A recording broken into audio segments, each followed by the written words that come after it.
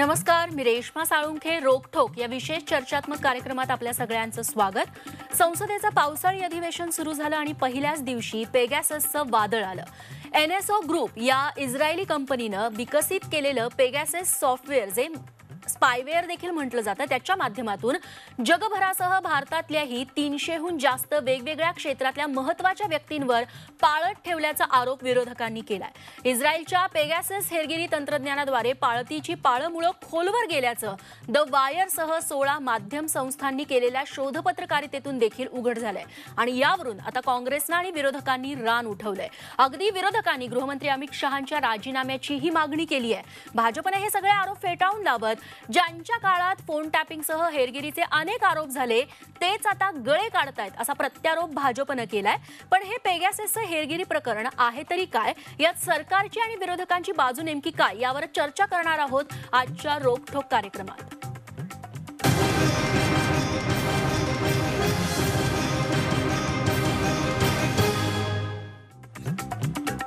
आणि यावर सविस्तर चर्चा करण्यासाठी आता आपल्यासोबत जोडले गेलेले आहेत सायबर तज्ञ ॲडव्होकेट डॉक्टर प्रशांत माळी.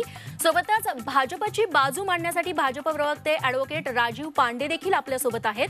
आणि थोड्याच वेळात आपल्यासोबत असतील काँग्रेसचे प्रवक्ते डॉक्टर राजू वाघमारे. सर्वात आधी प्रशांत माळी यांच्याकडे जातीये. माळीजी, सध्या सगळीकडे याच स्पायवेअरची चर्चा सुरू आहे. मात्र हे स्पायवेअर नक्की काय आहे, कशा पद्धतीनं हेरगिरी या माध्यमातून केली जाते?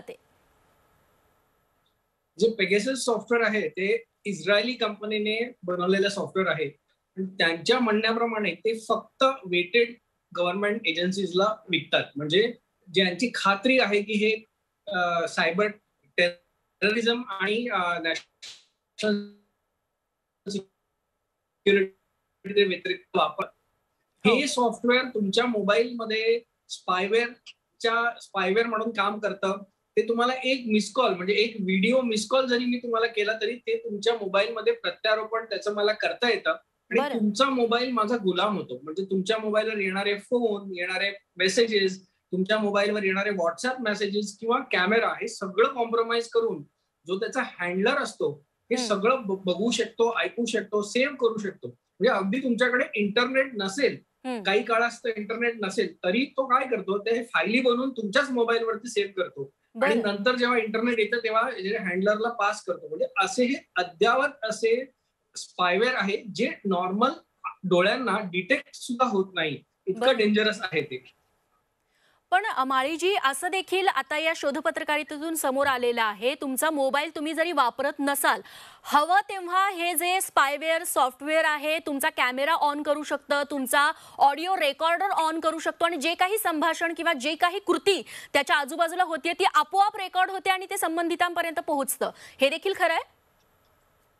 एकदम बरोबर. ह्याच्यामध्ये अँबियंट नॉईज टेक्नॉलॉजी असते. म्हणजे तुमचा जो मायक्रोफोन असतो फोनचा, तो त्याला बंद करण्याचं बटन नसतं, त्याच्यामुळे तो कायम ऑन नसतो. तर आजूबाजूला त्या फोनच्या कोण काय बडबड करते, तुम्ही कोणाशी बोलताय का, तर हे तो आवाज रेकॉर्ड करून हँडलरला पाठवतो. तुमचा फ्रंट व्हिडिओ कॅमेरा आहे तिथं तो तुमचे पिक्चर्स काढतो. तुमच्या आजूबाजूचे जिकडे तुम्ही फोन ठेवला असतील तिथले पिक्चर्स काढून लाईव्ह व्हिडिओ प्रसारण करतो. त्याच्यामुळे तुमचा असणारा व्हिडिओ, ऑडिओ, जे काही डिव्हाइसेस आहेत किंवा जे काही मीटर्स आहेत तुमच्या मोबाईलमध्ये, त्याचा डेटा सुद्धा त्यापर्यंत पोहोचतो. असा हा डेंजरस असा स्पायवेअर आहे जो तुमच्या प्रायव्हसीचा पूर्णपणे भंग करून टाकतो आणि राईट टू प्रायव्हसीचा पूर्ण हक्क जो आहे माननीय सुप्रीम कोर्ट दिलेला, तो त्याचं सुद्धा उल्लंघन करतो. निश्चित. आणि हाच मुद्दा घेऊन आता भाजप प्रवक्ते राजीव पांडे यांच्याकडे जायचंय. पांडेजी, पावसाळी अधिवेशन सुरू झालं तेच या पेगॅसस स्पायवेअरमुळे आता वादळी ठरलेलं आहे. अगदी अमित शहांच्या राजीनाम्याची मागणी देखील होतीये. राहुल गांधींपासून अनेक न्यायव्यवस्थेतील व्यक्ती, व्यावसायिक, पत्रकार यांची हेरगिरी केल्याचा आरोप होतोय. याबद्दल आपण काय सांगाल? मुळात हे जे NSO कंपनी आहे संबंधित सॉफ्टवेअरची, ती फक्त देशांना हे तंत्रज्ञान विकते असा तिचा दावा आहे. रेश्मा जी नमस्कार। देखिए, सबसे पहले जो अभी प्रशांत जी ने कहा उस सॉफ्टवेयर के बारे में, वो बिल्कुल सत्य है। वो सॉफ्टवेयर बहुत ही अच्छा सॉफ्टवेयर है, क्योंकि देखिए दुनिया में इन सॉफ्टवेयर का जो विकास है ना, वो साइबर टेररिज्म, जो साइबर अटैक हो रहे हैं या जो टेररिस्ट रिलेटेड घटना है पूरी दुनिया में, उसको रोकने की कोशिश करके लिए इसके लिए सरकार को वो बेचती है इजरायली कंपनी। आज जो आप और हम डिबेट कर रहे हैं वो ये नहीं है कि भारत की सरकार इसका उपयोग कर रही है कि नहीं कर रही है, वो ये है कि कुछ एक ऑर्गेनाइजेशंस आप देख रहे होंगे, चाहे वो वाशिंगटन पोस्ट हो या इंडिया में एक आध ऑर्गेनाइजेशन है जिनका पूरा फंडिंग बाहर से होता है। इन सब ऑर्गेनाइजेशन ने कहा कि इस सॉफ्टवेयर के तहत कई पत्रकार और कई लोगों का फोन के साथ छेड़छाड़ हुई है। पहले तो मैं बता दूं कि सरकार ने क्लियरली कह दिया है कि जो भी प्रक्रिया है जो किसी के सर्विलेंस की, जो लीगल प्रोसीजर के बिना इलीगल तरीके से किसी के खिलाफ ये कार्रवाई नहीं हो रही, किसी के खिलाफ कार्रवाई ऐसी नहीं हो रही है, पहली बात। दूसरी बात, सर्विलेंस तो है। देखिए मैं आपको बताता हूँ रेशमा जी, जो ये वही पार्टी है कांग्रेस पार्टी जिसके खुद ने कहा था कि हम सर्विलेंस करते हैं, हम फोन टेपिंग करते हैं। 89 में फोन टेपिंग पे हंगामा हुआ इस देश में। फोन टेपिंग पे एक सरकार गिरा चुकी है कांग्रेस पार्टी, चंद्रशेखर जी की सरकार गिरा दी थी इन्होंने, जो देश के प्रधानमंत्री चंद्रशेखर जी उनकी सरकार गिरा दी। आज अगर ये सॉफ्टवेयर है और इसका इस्तेमाल हो रहा है तो मेरे हिसाब से इसका इस्तेमाल अगर हो भी रहा हो, मुझे नहीं पता, तो देश को जो टेरर रिलेटेड जो इश्यूज है उससे बचाने के लिए किया जा रहा है। मैं आपको बताना चाहता हूं 2014 के बाद इस देश में कोई भी ब्लास्ट नहीं हुआ है। आप उससे पहले चले जाइए, 4 से 14 तक कांग्रेस की सरकार थी। मुंबई में कम से कम 6 बार बॉम्ब ब्लास्ट की घटना हुई, सीरियल ट्रेन ब्लास्ट, ये मुंबई में जो हल्ला 2008 में हुआ। इसके बाद पूरे देश में पटना, रांची, हैदराबाद, कोई शहर बचा नहीं जहां पर उस दौरान बॉम्ब ब्लास्ट नाही हुई। पण पांडेजी, दहशतवाद्यांची हेरगिरी करण्यासाठी म्हणून जर हे सॉफ्टवेअर वापरलं जात असेल तर हे संबंधित जे नंबर्स बाहेर आलेले आहेत त्याच्यात पत्रकारांची नावं आहेत, तुमच्याच काही मंत्र्यांची नावं आहेत, विरोधकांच्या नेत्यांची नावं आहेत, काही न्यायमूर्तींची नावं आहेत, त्यांचे नंबर देखील त्यात आढळलेले आहेत आणि याबद्दलच आक्षेप घेतला जातोय। अगदी सुब्रमण्यम स्वामी पण म्हणतात हे सरकार नाही करणार तर कोण करणार? रेशमा जी देखिए, मैं बता रहा हूं, जिन जिन को लगता है कि उनके फोन के साथ छेड़छाड़ हुई है, सबसे पहले सरकार ने कहा है कि कोई भी अनऑथराइज्ड सर्विलेंस नहीं है इस देश में। जो सर्विलेंस होता है, जिनको लगता है वो उनके लिए, मैं बोले तो मैं उनके लिए एक ड्राफ्ट कर दूंगा। वो अपना फोन लेकर के, राहुल गांधी जी, सोनिया गांधी जी, प्रियंका गांधी जी, सब अपना अपना फोन ले लें और एक एप्लीकेशन करें, सरकार को दो कि हमारे फोन के साथ गड़बड़ हुआ है। सरकार उसको जो CFSL है, जो भी जो एजेंसीज हैं, उसको क्लोन करेगी, देखेगी किनके साथ क्या छेड़छाड़ हुआ है। देखिए ये सब सरकार, देखिए अभी हमारे यहाँ मॉनसून सेशन शुरू हुआ, 27 बिल लंबित है राज्यसभा में। ये जो लोग हैं ना, जिन लोगों ने ये झूठ मूठ का जो ड्रामा शुरू किया है, वायर नाम की भी एक पत्रिका है, उनका क्या स्टेटस है, वो क्या करना चाहते हैं देश में, वो देश के डेवलपमेंट को डिरेल करने वाले प्रोसेस हैं। कुछ न्यूज चैनल को ईडी ने एस्टैब्लिश कर दिया है कि उनके पास कहां पैसा आ रहा है, चाइना से पैसा आ रहा है। ये देखिए, ये सब एक राजनीतिक इशू बनाने की कोशिश कर रहे हैं, इससे कुछ होना नहीं है। और इतना हास्यास्पद है कांग्रेस पार्टी का डिमांड, इनको गृह मंत्री जी का इस्तीफा चाहिए। इनके प्रधानमंत्री ने 4000 लोगों को जिंदा जलवा दिया दिल्ली में 1984 में, और कहते थे बड़ा पेड़ गिरता है तो छोटा धरती कंपती है, तब तो इन्होंने इस्तीफा नहीं मांगा। और आज मुद्दा पोहोचलेला आहे, तुमचं हे सगळं बोलणं काँग्रेसचे प्रवक्ते डॉक्टर राजू वाघमारे देखील ऐकतायत। एक मिनट रेशमा जी, एक लाइन बोलिए। 1 मिनट मुझे कहना है, जिन लोगों के नाम आ रहे हैं, ये कह रहे हैं कि ये सबसे महंगा सॉफ्टवेयर है, उनके लिए सरकार ये खर्चा करिए। कौन लोग हैं ये? जिन जर्नलिस्टों के नाम आए हैं, ये कौन लोग हैं? इनके खिलाफ सरकार खर्चा करेगी। ये क्या है ना, ये पूरी राजनीति है कि किसी तरीके से मॉनसून सत्र को बर्बाद किया जाए, देश में जो भी प्रोसेस चल रहा है उसको खराब किया जाए। इसके सिवाय कुछ नहीं। ये सब टाइम पास गेम चला रहे हैं, ये संविधान के खिलाफ और पार्लियामेंट के खिलाफ काम कर रहे हैं। वाघमारे जी, काय म्हणाल? फडणवीसांनी देखील असेच आरोप केलेले आहेत की तुमच्या काळात देखील अशा अनेक घटना फोन टॅपिंगच्या, हेरगिरीच्या झालेल्या आहेत आणि आता तुम्हीच कुभांड रचताय कारण का संसदेचं अधिवेशन नीट चालू नये। सगळ्यात पहिली गोष्ट की भारतीय जनता पार्टीचं नाव भारतीय जनता पार्टी ठेवण्याच्या ऐवजी भारतीय जासूस पार्टी ठेवायला पाहिजे असं आजकालच्या घटनांवरून आपल्या निदर्शनास येईल। आता भाजप जे सांगतंय की आम्हाला अधिवेशन चालवायचं नाहीये, भाजपचे प्रवक्ते सांगतायत की ज्यांची नावं आली आम्हाला टेररिझम आणि क्राईमसाठी यांना आम्ही हेरगिरी करू शकतो, पेगासिस हे ज्या कंपनीचं सॉफ्टवेअर आहे ती कंपनी सांगते आम्ही सरकारशिवाय हे सॉफ्टवेअर कोणाला देत नाही. यांचे आत्ताचे जे इन्फॉर्मेशन टेक्नॉलॉजी मिनिस्टर आहेत ते सांगतायत की हे कोणतं सॉफ्टवेअर आहे याच्याबद्दल आम्हाला काही माहिती नाही, आम्ही असं काही केलेलं नाही. पण यांच्या माहितीसाठी सांगतो 28 नोव्हेंबर 2017ला भाजपचेच इन्फॉर्मेशन टेक्नॉलॉजी मिनिस्टर रविशंकर प्रसाद ज्यांच्याकडून हे पद आता काढून घेतलं, त्यांनी स्वतः संसदेमध्ये त्यांनी भाषण करून 121 जणांचे फोन नंबर आमच्याकडे आलेले आहेत असं त्यांनी स्पष्ट केलं. त्यांनी हे पण सांगितलं की नोव्हेंबर 2019 मध्ये आम्ही त्या संस्थेला म्हणजे नॅस्कोला आम्ही नोटीस पाठवलेली आहे. तर या घटनांवरून हे स्पष्ट झालेलं आहे की रविशंकर प्रसाद यांनी ज्यावेळी संसदेमध्ये हे सांगितलं की पेगासिस हे काम करतंय आणि 121 जणांची नावं आहेत, याचा अर्थ सरकारला ही सगळी गोष्ट माहीत होती, हे याच्यातून सिद्ध झालं. मग त्यावेळचे जे इन्फॉर्मेशन टेक्नॉलॉजी मिनिस्टर आहेत ते खरं बोलत होते की आताचे मिनिस्टर खरं बोलतायत? नक्कीच त्यावेळचे बोलत असणार, कारण आताचे मिनिस्टर येऊन यांना 1 आठवडा झालेला आहे. हा झाला पहिला मुद्दा. पेगासिसनी ज्या लोकांची नावं काढलेली आहेत ती नावं जर तुम्ही बघाल तर त्याच्यामध्ये चुनाव आयोगचे लोक आहेत. कोण लोक आहेत चुनाव आयोगचे? मी 1-2-3 उदाहरणं देतो. लवासा. आता हे कोण आहेत? तर यांनी मोदीजींच्या विरोधात पश्चिम बंगालच्या इलेक्शनमध्ये वर्डिक्ट पास केलेलं हे ते लवासा आहेत. आता राहुल गांधींच्या विरोधात, आता राहुल गांधी टेररिझम आणि क्रिमिनल ऍक्टिव्हिटीमध्ये राहुल गांधी आणि 5 जण, त्याच्यानंतर सुप्रीम कोर्टाचे जजेस यांचे स्वतःचे मिनिस्टर, त्याच्यामुळे या सगळ्यांवर जी हेरगिरी करण्याचा प्रयत्न मोदी सरकार करतंय हा मोदी सरकारच्या हुकुमशाहीचा भाग आहे आणि या देशाच्या राज्यघटनेवर केलेला हल्ला असून या देशाच्या लोकशाहीचा केलेला खून आहे. कारण अशा प्रकारे ज्यावेळी तुम्ही हेरगिरी करता तर पेगासिस काय ते पहिल्यांदा समजून घ्या. तुमच्या फोन मधले माईक आणि तुमचे कॅमेरा हा रिमोटली कंट्रोल होऊ शकतो. माझं या झी24 तासच्या प्रेक्षकांना सांगणं आहे की तुमच्या घरातील तुमची पत्नी, तुमची मुलगी, तुमचा मुलगा किंवा तुम्ही स्वतः ज्यावेळी तुमच्या फॅमिली बरोबर असाल, एकांत क्षणी असाल आणि तुमचा फोन तुमच्या बरोबर असेल तर रिमोटली तुमच्या फोनचा कॅमेरा ऑन करून तिकडे काय चाललंय ते बघता येतं. मग अशा प्रकारच्या सॉफ्टवेअरची गरज भारत सरकारला आहे का?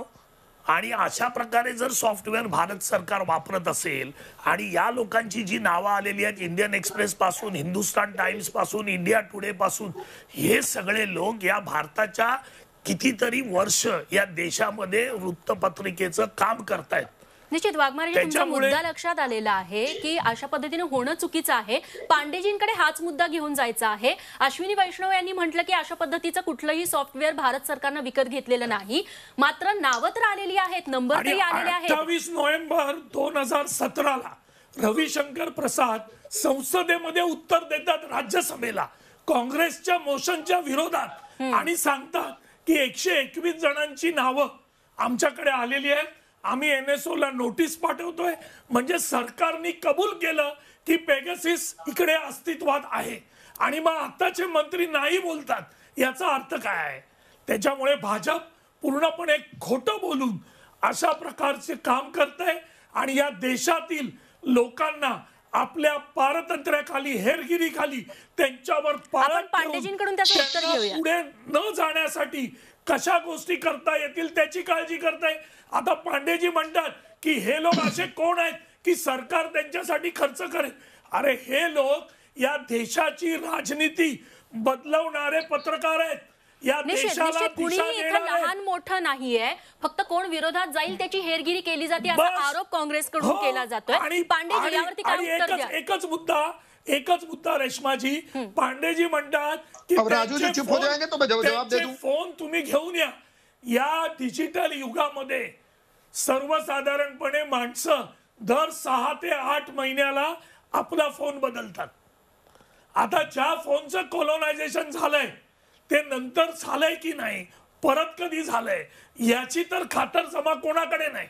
जी कॅनडा मधली सिटीजन लॅब आहे सिटीजन लॅबनी 2017चा रिपोर्ट आहे सिटीजन लॅबचा, त्यांनी स्पष्ट सांगितलेलं आहे की त्यावेळी काँग्रेस आणि विरोधक आणि जर्नलिस्ट या सगळ्यांवर इकडे पाळत ठेवली जात होती. व्हॉट्सअपने देखील 2019ला याबाबत तक्रार केलेली होती. आपण पांडेजींकडे जाऊया. पांडेजी, वाघमारेंच्या या सगळ्या आरोपांना काय उत्तर? पांडेजींना बोलू द्यात. बोला पांडेजी. राजू वाघमारे जी को मैंने अच्छे से सुना, उन्हें 2-3 पॉइंट बताए, मैं सबका पॉइंट वाइज जवाब देता हूँ. इन्होंने कहा कि रविशंकर प्रसाद जी ने कहा था कि इतने लोगों का पेगासिस हो रहा है. ये मुझे स्टेटमेंट दिखा दे कि कब कहा कि सरकार ऐसा कर रही है. उन्होंने कहा हमें नहीं पता कौन कर रहा है. 28 नवंबर कौन कर रहा है? वाघमारे जी, संसद में बोला तुम्ही ऐसा करू नका. संसद में वाघमारे बोला जी, गया, तुम्ही ऐसा करू नका. राज्यसभा में बोला गया है. तुम्ही मला उसका बोलू द्या रिकॉर्ड तो है. साहेब, हम तो तुम्ही बोल रहे हैं मला उसका बोलू रिकॉर्ड द्या. है. हम तारीख भी बोल रहे अरे हैं, आप सुन नहीं रहे हैं. राज्यसभा भी बोल रहे हैं. अब आपको समझ में नहीं आ रहा है. आप बात बोला पांडेजी, बोला. नहीं. मैंने क्या कहा? रविशंकर प्रसाद जी ने स्टेटमेंट कहा था, रविशंकर प्रसाद जी ने स्टेटमेंट दिया था, लेकिन उन्होंने कभी नहीं कहा कि ये, उन्होंने कहा कि ये कौन कर रहा है इसके लिए मैं नोटिस दूंगा. आपको याद नहीं, आप हंस रहे हैं. दूसरी बात, देखिए आप डिबेट को डिरेल करना चाहते हैं, मैं कुछ नहीं कर सकता. पांडे जी, ये सरकार ने नहीं, सुनिए मेरी बात. अब सुनिए मेरी बात. पेगासिस अरे आप ये डिबेट को खरीद के दिया है. पांडेजींचा मैं मुद्दा चिल्लाना पूर्ण नहीं होऊ दे. चाहता. बोला पांडेजी, बोला. राजू वाघमारे जी, आप मेरे से एज में काफी सीनियर हैं. मैं आपको आउटशाउट नहीं करना चाहता हूं. मेरे से एज में काफी सीनियर है. हाथ जोड़ के विनती है, मुझे 30 सेकंड दीजिए, फिर आप बोलते रहिएगा. चैनल पे जनता आपको जानती है, मेरे से ज्यादा अच्छा जानती है. सुनिए, आपने कहा, तो पहले तो उन्होंने कहा, और आज देश के कैबिनेट मिनिस्टर ने कह दिया कि हम ऐसा कुछ नहीं हो रहा है. इससे ज्यादा तो कुछ हमारे पास तो उनसे बड़ा इंफॉर्मेशन है नहीं. तीसरी बात, आपने कहा कि पेगासिस ने नाम दिया है इन 300 लोगों का. ये सबसे बड़ा झूठ है. ये पेगासिस ने नाम नहीं दिया है. ये किसी ने, ये कुछ ऑर्गेनाइजेशन है जो हिंदुस्तान विरोधी कार्यक्रम में इन्वॉल्व है. उसमें कुछ जर्नलिस्ट, कुछ पब्लिकेशंस है, वायर टाइप, वॉशिंगटन, इन्होंने नाम दिया है. किसी ऑर्गेनाइजेशन ने नहीं कहा. पहली. तीसरी बात, इन्होंने कहा कि भारत को जासूस पार्टी बनाओ. अरे जासूस पार्टी की जो बात आप कर रहे हैं, आपने क्या क्या जासूसी किया है, पहले उसके बारे में बात करिए. और भारतीय जनता पार्टी की सरकार ने क्लियरली कह दिया है कि हम किसी का सर्विलेंस नहीं कर रहे हैं. और अगर किसी को है तो वो जो एक बार कर रहे फोन बदल लिया, इतना जल्दी फोन क्यों बदलते हैं राहुल गांधी जी? पांडेजी, तुमचा मुद्दा लक्षात आलेला आहे. पण जर एवढे गंभीर आरोप तुमच्यावरती होत असतील, मोदी सरकारवरती होत असतील, तर या सगळ्यांची चौकशी केली जाणार की नाही, की हे नेमकं काय घडतंय, कुणामुळे घडतंय, याच्या मागे कोण आहे? एवढे गंभीर आरोप होत आहेत तर. देखिए रेशमा जी, मैं बता रहा हूं रेशमा जी, पिछले 7 साल से जब से मोदी जी की सरकार आई है, हर बार ये लोग गंभीर आरोप ही लगाते हैं. इनका काम ही है आरोप लगाना. ये आरोप लगाते हैं, झूठा और खोटे आरोप लगाते हैं. इन्होंने क्या क्या आरोप लगाए उसकी मैं लिस्ट नहीं बताना चाहता हूं. जब यहाँ पर सर्जिकल स्ट्राइक होता है तो कहते हैं नहीं हुआ, एयर स्ट्राइक होता है नहीं हुआ, पुलवामा में ये जज का जो वहां पर हुआ सुप्रीम कोर्ट तक हो गया, रफाल, ये देखिए ये फॉरेन एजेंडा पे काम करने वाले लोग हैं. और कांग्रेस पार्टी एकमात्र है जो चाइनीज कम्युनिस्ट पार्टी के साथ इंटरनल एग्रीमेंट करके आज तक. रेशमा जी को आप एग्रीमेंट भेजिए. आपने जो चाइनीज कम्युनिस्ट पार्टी के साथ आपने जो साइन किया है, वो एग्रीमेंट आप रेशमा जी से शेयर करिए पहले देश के लिए. मेरा कहना है भारतीय जनता पार्टी की सरकार ने क्लियर कह दिया है कि ऐसा कुछ नहीं हुआ है. और इस तरीके अगर इनके आरोप पर जांच बिठाने लगे तो देश में काम कैसे होगा? मैं बोलूं, ये तो देश को डिरेल करना चाहते हैं. इस आरोप में कोई दम नहीं है और इसकी कोई जांच तो सरकार तय करेगी, लेकिन कोई जांच की जरूरत नहीं है एज ए लॉयर, मुझे लगता है. आता मी बोलू. निश्चित. वाघमारे जी, अगदी फायनल कमेंट, आपली वेळ संपली आहे. भारतीय जनता पक्षाची, भारतीय जासूस पार्टीची ही सवय राहिलेली आहे की त्यांच्यावर आरोप केले की ते डिनाय करायचे, ते नाकारायचे, पण त्याच्याबद्दल कमिटी किंवा चौकशी नेमायची नाही. राफेलच्या बाबतीत आम्ही आरोप केले, आम्ही सांगितलं पार्लमेंटरी कमिटीकडे ते पाठवा, कारण त्यांच्याकडे अधिकार आहे. सुप्रीम कोर्ट से ऊपर है क्या? राहुल गांधी सुप्रीम कोर्ट से ऊपर है क्या? पार्लमेंटरी कमिटी राहुल ही गांधी सुप्रीम कोर्टापेक्षा वरती आहे. सोनिया गांधी सुप्रीम कोर्ट से ऊपर है. आता आपल्या पांडेजी, वाघमारेजी, मला माफ करा, आपल्या कार्यक्रमाची वेळ संपलेली आहे. भारतीय जासूस पार्टी. वाघमारेजी, आपण राहुल गांधी माफीनामा दिया, विषय भरकटतोय, मुळात विषय हा खूप मोठा आहे. दोघांनाही माफ करा, मात्र हा विषय खूप मोठा आहे, आरोप गंभीर आहे. तर 300 पेक्षा जास्त महत्वाच्या व्यक्तींवरती अशा पद्धतीनं स्पायवेअरच्या माध्यमातून पाळत ठेवली जात असेल तर निश्चित याची सविस्तर चौकशी होणं गरजेचं आहे. भाजपचे प्रवक्ते म्हणतात अशा गोष्टींची चौकशीची गरजच नाहीये, मात्र चौकशी व्हायलाच हवी. शेवटी यातून सत्य काय बाहेर येतं हे पुढच्या काही काळात कळेलच. आजच्या या संपूर्ण चर्चेसाठी सगळ्या मान्यवरांनी आपल्याला वेळ दिला. सगळ्यांचे आभार मानते. चर्चा तिथेच थांबते. बघत रहा झी 24 तास.